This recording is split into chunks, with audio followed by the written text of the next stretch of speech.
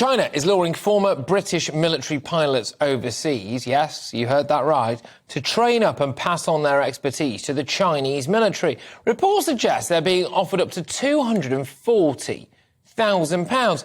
Western officials are saying that attempts to headhunt pilots have been increasing recently, and up to 30 former UK military pilots are thought to have already gone to China, which I find deeply, deeply concerning.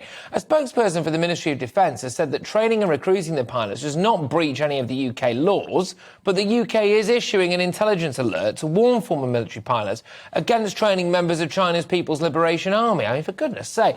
Let's talk now to Professor Steve Sang, who's the Director of China Institute at the SOAS University of London. Thank you very much. Which is one of the world's leading institutions for the study of Asia, Africa and the Middle East. Forgive me for saying this, but this surely poses a massive threat to our national security, Professor Steve. Well, I think it is incredibly naive on the part of the pilots who joined the Chinese Air Force for that training. I mean, the first thing they need to know is that they are not joining just the Chinese Air Force. They are joining the air arm of the military wing of the Chinese Communist Party. The PLA is the Communist Party's military wing. It's not China's National Defense Forces. Just explain to me the difference in that then. So if I'm a British pilot and I'm in this country, a former British military pilot, and I decide to go over there to China, I am training people who are potentially about to invade Taiwan? Yes, I think that is exactly what it is all about. I don't think we are talking about British pilots training Chinese pilots how to fly Chinese jets.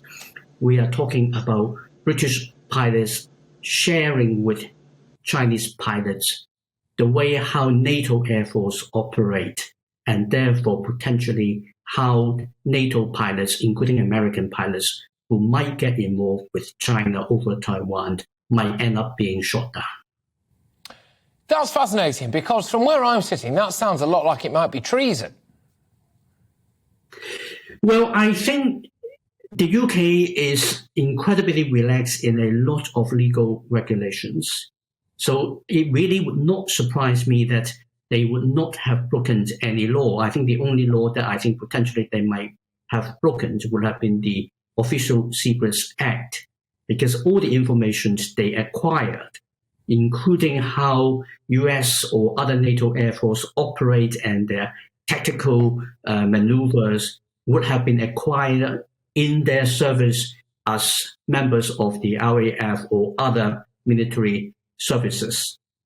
And those information would have been covered by the Official Secrets Act, and they should not be sharing them in or after their active service.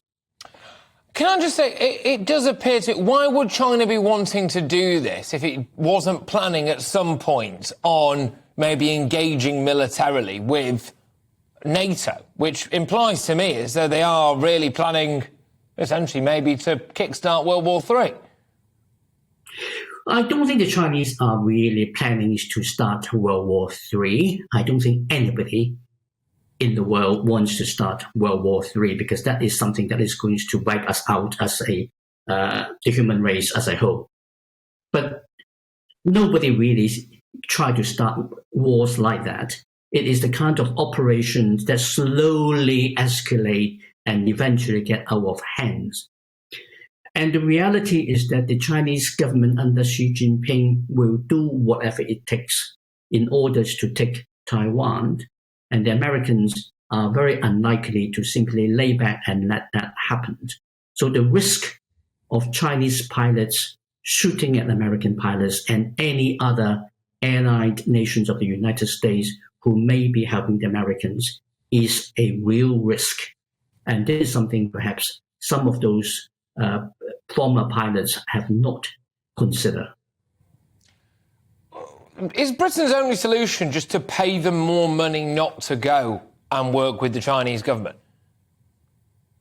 I think there is an element of appealing to their sense of what is right I mean, if they are aware that they are training people who are going to kill younger pilots who are coming after them, I don't think they would necessarily have been tempted simply by the offer of a bucket load of cash.